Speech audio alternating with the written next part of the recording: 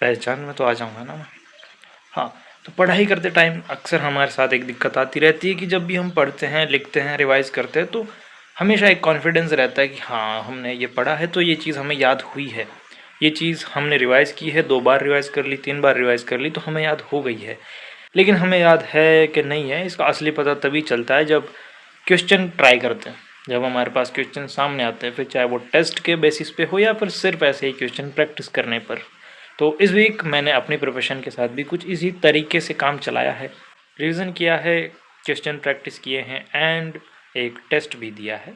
तो करते हैं बात वीक 3 में क्या कुछ पढ़ा, कैसे रिवाइज किया, कहाँ से क्वेश्चन प्रैक्टिस किए और टेस्ट में क्या कुछ रहा, सारी बातें करते हैं। अगर मैं पूरे हफ्ते का, पूरे वीक का एक ही लाइन में समराइज़ करना चाहूँ तो बस इतना ही रहेगा कि इस वीक मैंने फोकस किया जो टॉपिक्स पढ़े हैं उनको वापस से रिवाइज करने पर, क्वेश्चन प्रैक्टिस करने पर और साथ ही अपनी प्रिपरेशन के लेवल को एक हल्का सा मेजर करने के ऊपर।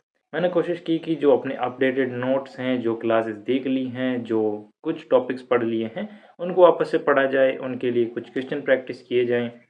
क्योंकि एक पॉइंट के बाद सिर्फ बार-बार रिवाइज़ करते रहना या बार-बार सिर्फ क्लासेस देखते रहना भी सफिशिएंट नहीं होता है, आपको चीज़ें बदलते रहनी पड़ती है। और इसी वजह से इस हफ्ते मैंने सब्जेक्ट्स को थोड़ा मिक्स कर करा के पढ़ा है। सबसे पहले बात करते हैं कल्चर की, जो कि काफ़ी इम्पोर्टेंट पार्ट है हमारे प्रिपरेशन का और सिलेबस का। तो कल्चर में इस हफ्ते मैंने अपने जो अपडेटेड नोट्स हैं उनको मैं रिवाइज़ करता चलता आ ही रहा था, तो उसी क्रम में आगे बढ़ते हुए इस वीक मैंने 2 टॉपिक्स पढ़े हैं, संत संप्रदाय और स्थापत्य कला। 2 टॉपिक्स पढ़े हैं, इस तरीके से पढ़े हैं कि पहले जो मेरे पुराने नोट्स बने हुए थे उनको पढ़ा, फिर उसके बाद जो मैंने अलग से लिख के रखा है एक अलग रजिस्टर में आरबीसी 9 10th की बुक से, कल्चर तो वैसे 10th की बुक से ही लिखी, तो उस 10th की बुक से जो अलग से नोट्स बनाए हैं फिर उनको पढ़ा मैच करते हुए कि भाई ठीक है, इतनी सारी चीज़ें इसमें है और कुछ चीज़ें इसमें भी है जो कि इसमें नहीं है। और ये तो सीधी सी बात है, ज़्यादा चीज़ें तो पुराने नोट्स में ही होने वाली है, पर जो एग्ज़ाम के पॉइंट ऑफ व्यू से है उसे देखते हुए हमको नए नोट्स को भी इक्वली रेस्पेक्ट देकर पढ़ना होगा, तो वही रेस्पेक्ट देते हुए मैंने पढ़ा था। इसके बाद अगर हिस्ट्री की बात करें तो हिस्ट्री में मैं थोड़ा ज़्यादा फोकस दे रहा हूँ, क्योंकि मॉडर्न हिस्ट्री पे दे रहा हूँ, मतलब ज़्यादा फोकस, क्योंकि पता नहीं क्यों मतलब आ जाते हैं क्वेश्चन तो फोकस दे लेना चाहिए। तो इस हफ्ते मैंने प्रजामंडल आंदोलन, राजस्थान का एकीकरण और जनजातीय आंदोलन 3 टॉपिक्स पढ़े हैं।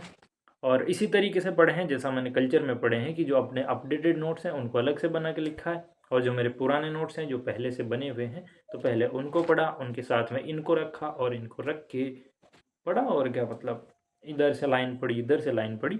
इसमें वही कि किसके द्वारा किया गया, कहाँ किया गया, किस वजह से किया गया, क्यों किया गया और फिर आखिरकार उसका परिणाम क्या रहा, किसने भी बाधाएं डाली हैं, तो इन चीज़ों को समझ लूँ, इस वजह से इनको पढ़ा है। क्योंकि मुझे लगता है कि कॉम्पिटिटिव एग्ज़ाम में यही छोटी-छोटी चीज़ें, कनेक्शंस बाद में क्वेश्चन सॉल्व करने में मदद करते हैं। ज्योग्राफी में भी इस वीक 2 इम्पोर्टेंट टॉपिक्स पढ़े, पर्यटन और जलवायु।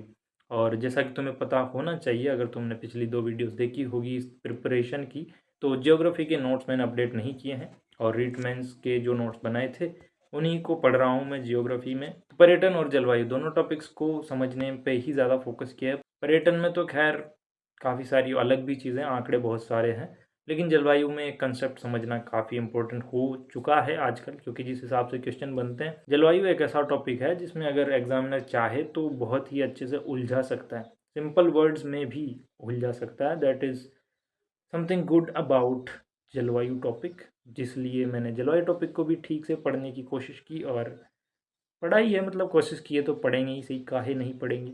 और अब क्योंकि ये नोट्स रीट मेंस के हैं तो इसका मतलब ये नहीं कि मैंने रीट मेंस में तो पढ़ लिए थे तो अब मैं इनको वापस से ही पढ़ूंगा, उससे कुछ फ़ायदा होने वाला है, क्योंकि मैंने तो पहले भी अच्छे से रिवाइज़ किया था। पर ऐसा होता है कि आप गैप दे देते हो ना चीज़ों में, तो निकल जाती है दिमाग से। तो इसीलिए जब वापस से इनको पढ़ रहा हूँ तो लग रहा है कि हाँ ठीक है, मुझे इनमें से कुछ कुछ चीज़ें याद तो हैं, पर शायद काफ़ी कुछ चीज़ें नई सी भी लगती हैं। पर एक बात है कि अब मज़ा आने लगा है, वीक 3 आते-आते मज़ा आने लगा है। और बीच-बीच में जैसे-जैसे मैं चैलेंजेस पुट करूँगा, क्योंकि चैलेंजेस बहुत ज़रूरी होते हैं किसी भी एग्ज़ाम की प्रिपरेशन के लिए या अपनी लाइफ में अगर अपन कोई भी गोल सेट करके चल रहे होते हैं, तो डिस्ट्रैक्शंस को हटाने के लिए भी खुद को चैलेंज करना, चैलेंजेस देना बहुत इंपॉर्टेंट होता है। बाकी अगर अपन साइंस की बात करें तो साइंस में पिछली वीडियो में मैंने बताया था कि मैंने पहले वीक में काफ़ी सारे टॉपिक्स को पढ़ लिया था, एक ही बार क्लासेस देख ली थी, शॉर्ट नोट्स वगैरह कुछ बना नहीं रहा हूँ। तो उनकी क्लास देख ली थी। फिर सेकंड वीक में कुछ क्लासेस वापस से रिवाइज़ करी एंड थर्ड वीक में भी सेम चीज़ की क्लासेस को वापस से रिवाइज़ किया है। क्योंकि क्या है ना कि साइंस को मैंने लास्ट टाइम स्कूल लाइफ में पढ़ा होगा, वो भी 8th में पढ़ा होगा ठीक से अगर पढ़ा होगा तो, क्योंकि 8th भी इतनी कुछ सीरियस लेते तो थे नहीं, तो 8th में पढ़ा होगा। उसके अलावा अगर 9th 10th में पढ़ते तो फिर कोविड भाई साहब आ गए थे और फिर तो हमने अपनी कलाकारियाँ चुन ली। इस वीक जो मैंने रिवाइज़ किया है मानव रोग और न्यूट्रिशंस यानी पोषक तत्व, जो कि सीईटी में है। रीट मेंस में तो इतना बड़ा कोई रोल प्ले नहीं करेंगे, मानव रोग तो वैसे रीट प्री में आते हैं, बट हम उससे तो पार कर चुके हैं एटलीस्ट। और साइंस के वैसे तो मैं अलग से नोट्स भी बना सकता हूँ, पर जैसा कि तुम्हें पता होगा कि अपना जो प्राइमरी फोकस है, जो हमारे नयन चक्षु खोल के रख देगा, वो तो रीट मेंस ही है। तो इसलिए मैं सीईटी ओरिएंटेड जो सिलेबस पढ़ाया जा रहा है उसके नोट्स नहीं बनाना चाहता। और दूसरी चीज़ ये भी है कि मेरे पास रीट मेंस के बने हुए नोट्स रखे हुए हैं, तो मैं और भी नोट्स बना के क्यों ही कॉपियाँ भरूँ, क्यों ही पेन की स्याही बिताऊँ। तो इसीलिए बार बार क्लासेस देखता हूँ, कंसेप्ट समझता हूँ कंसेप्ट, और फिर क्वेश्चन प्रैक्टिस करता हूँ, जो कि क्लास के एंड में होते ही है। साथ ही अलग से भी करता हूँ। कहाँ से करता हूँ, पहले मैथ्स की बात करते हैं। तो मैथ्स में इस वीक मैंने अनुपात समानुपात एक नया टॉपिक पढ़ा है और प्रैक्टिस किए। साथ ही साथ अपने कंपाउंड इंटरेस्ट, साधारण ब्याज, लाभ और लॉस, प्रॉफिट एंड लॉस, लाभ और हानि के क्वेश्चन प्रैक्टिस किए हैं। और मैथ्स में सबसे ज़रूरी होता है कॉन्फिडेंस, और कॉन्फिडेंस आता है प्रैक्टिस से। तो कॉन्फिडेंस आता है प्रैक्टिस से। जब आप कोई चीज़ बार बार उसी तरीके से अलग अलग तरीके से करते हो और आप उसमें सफल होते जाते हो, तो फिर यू नो तो फिर कॉन्फिडेंस आना लाजमी। तो प्रैक्टिस करते टाइम गलतियां वगैरह होती रहती हैं बीच में, but that is where you get to know where you stand. मतलब तुम कहाँ खड़े हो, कहाँ खड़े हो मतलब इन एक्चुअल नहीं, तुम प्रिपरेशन के दौर में कहाँ खड़े हो, ये तुम्हें तभी पता चलता है जब तुम प्रैक्टिस करते हो। पहले किसकी बात करें, क्वेश्चन कहाँ से प्रैक्टिस करता हूँ या फिर जो टेस्ट दिया उसका क्या हुआ। तो पहले ऐसा करते हैं, टेस्ट की बात कर लेते हैं। तो टेस्ट मैंने दिया वो हाफ सिलेबस का टेस्ट, तो ये था पूरा सिलेबस। और जैसा कि तुम्हें पता है सीईटी में अब 120 क्वेश्चन हो चुके हैं, तो 120 क्वेश्चन का ये था।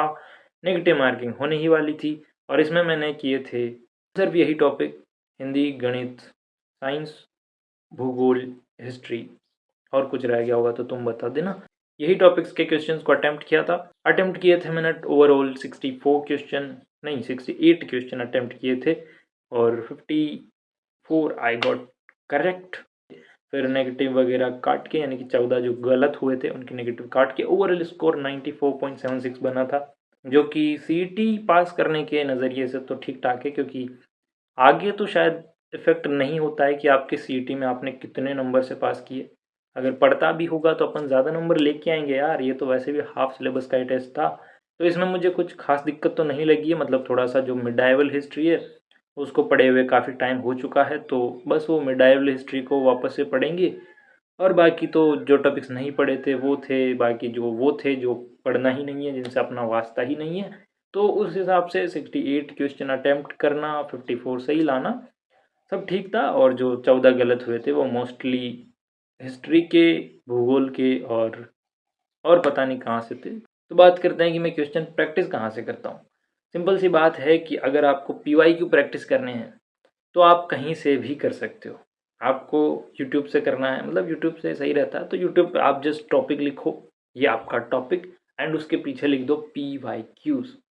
और ज़्यादा करना है तो राजस्थान एग्जाम्स लिख दो, जिससे कि कोई भी क्लास आए, 100 क्वेश्चन वाली, 150 क्वेश्चन वाली, 50 क्वेश्चन वाली, जो तुम्हें सही लगे उससे देख लो। ठीक है, मैं तो ऐसे ही करता हूँ। मैं सिर्फ जो टॉपिक के मुझे प्रैक्टिस करने होते हैं क्वेश्चंस, मैं पीवाईक्यू की बात कर रहा हूँ।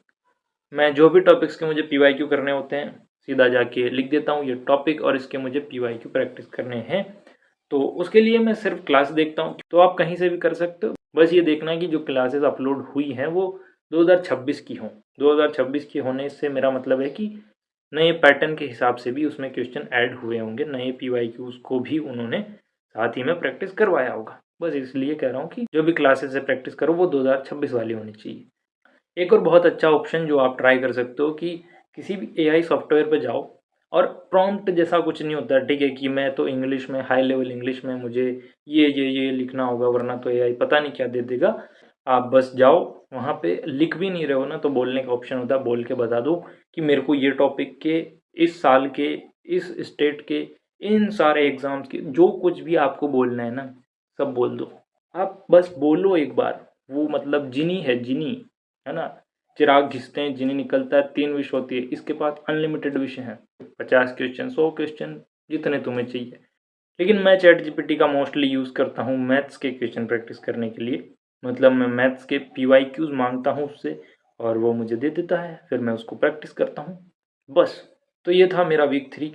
कुछ कमियाँ अभी भी रही हैं, लेकिन वही है, जैसे-जैसे आप आगे बढ़ते जाते हो, आप समझते जाते हो कि क्या कुछ करना चाहिए, क्या कुछ नहीं करना चाहिए। तो सीखते रहेंगे बीच-बीच में ही। बात अगर करें कि नेक्स्ट वीक में क्या कुछ रखना है, यानी कि गोल सेट करते हैं, तो गोल सेट हुए हैं कुछ इस प्रकार से कि नेक्स्ट वीक के हमको करना है कला संस्कृति में लोक देवता हस्तकला, उन दोनों के रिवाइज़ करने हैं और उन दोनों के क्वेश्चन प्रैक्टिस करने हैं। इतिहास में मध्यकालीन इतिहास रिवाइज़ क्वेश्चन, भूगोल अपवातंत्र जिले, मतलब तुम देख ही सकते हो। ये सब कुछ अपने को नेक्स्ट वीक में करना है, तो नेक्स्ट वीक ये सब मेरा रहेगा। तुम्हारा नेक्स्ट वीक का क्या कुछ टारगेट रहेगा या तुम क्या कुछ करना चाहते हो, उसको कमेंट में कर दो। अगले संडे की वीडियो में आके बता देना कि तुमने कितना कर लिया, कितना नहीं किया। मैं भी बता ही दूंगा कि कितना कुछ किया है। थोड़ा बहुत अगर तुमको डीमोटिवेशन फील हो रहा है ना, तो ये वाली प्लेलिस्ट चेक करो। अब ये तुम्हारे काम आएगी कि नहीं आ पाएगी, ये तो तुम जब देखोगे तभी पता चलेगा। लेकिन मेरी प्रिपरेशन के बारे में जानना चाहते हो तो ये प्लेलिस्ट चेक कर सकते हो। 2 वीडियोज़ हैं इसमें, पहली ही देख लेना, दूसरी तो इतनी कुछ। और कुछ भी कमेंट करने की नहीं सोच रही हो तो एक चीज़ तो कमेंट कर ही देना यार कि ये कैसे लग रही है हेयर स्टाइल मैंने नहीं ट्राई की है, कैसे लग रही है, क्योंकि काफ़ी बड़े बाल हो गए थे तो मैंने सोचा इनको इस तरह से बदल दिया जाए। Bye bye.